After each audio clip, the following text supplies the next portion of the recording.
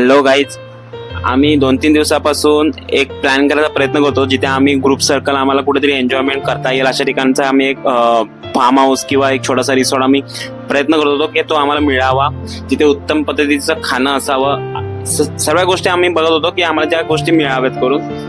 तर बरेचसे काही फार्म हाऊस होते, बरेचसे काही रिसॉर्ट होते जे पुणे साईडला, लोणावळा साईडला, म्हणजे आपल्या घरापासून मुंबईपासून ते 80-90 किलोमीटरच्या अंतरावर बरेचसे असे काही काही आम्हाला ते दिसले. पण ते जेवणाचं माहित नाही, जेवणाची काही आयडिया नाही. पण काही ठिकाणचं जेवण पण छान होतं, काही ठिकाणचं नव्हतं. ते आम्ही सगळे ते रिव्ह्यू चेक केले.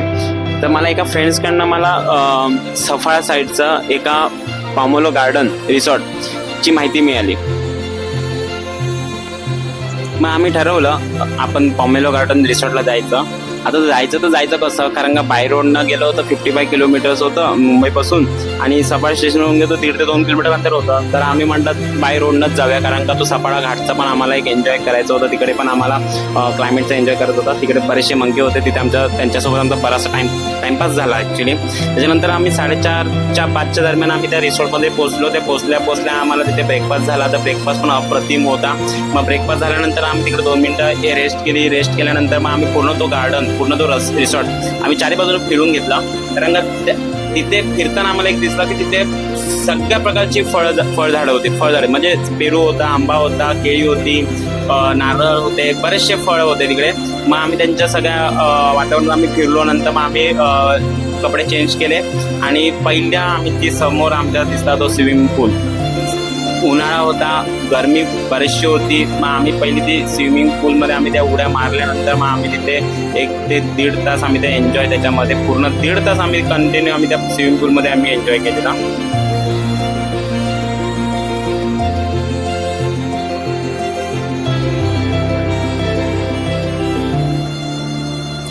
आपण तिकडे पार्किंगसाठी जागा ही देखील चांगली होती. इव्हन कोणाची इलेक्ट्रिक गाडी असेल, 4 व्हीलर किंवा बाईक असेल, तर तिकडे चार्जिंगसाठी जागा देखील तिकडे पार्किंगला होती. म्हणजे आपण आपली गाडी देखील आपण तिकडे चार्ज करू शकतो.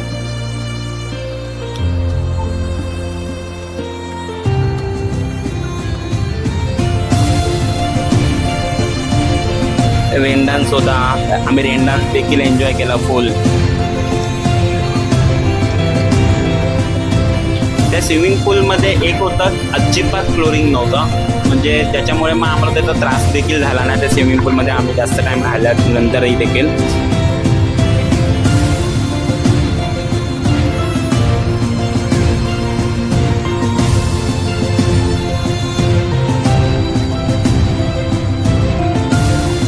नंतर मग रात्रीचं जेवण झालं. जेवण पण अप्रतिम होतं. तुम्ही जसं सांगाल तसं व्हेज किंवा नॉनव्हेज, तुम्हाला जसं तुम्ही जे ऑर्डर द्याल त्या पद्धतीनं तिकडे जेवण देखील बनवलं जातं. आणि घरगुती जेवण, असं नाही की कुठल्या पद्धतीचं काही आपण ऑइल बिल वापरत, आणि घरगुतीप्रमाणे आपल्याला बनवलेला हा रूम होता. आणि रूमच्या बाहेर एक गॅलरी होती छोटीशी मस्तपैकी, तिथे आपण खुर्ची टाकून देखील बसणं पूर्ण एन्जॉय आपण तो करू शकतो क्लायमेटिकचा. हा असा होता पॉमेलो गार्डन रिसॉर्ट. तुम्हाला देखील ह्या गार्डनमध्ये यायचं असेल तर तुम्हाला स्क्रीनवर तुम्हाला एक नंबर दिसेल, त्या नंबरवर तुम्ही कॉल करू शकतात. थँक्यू.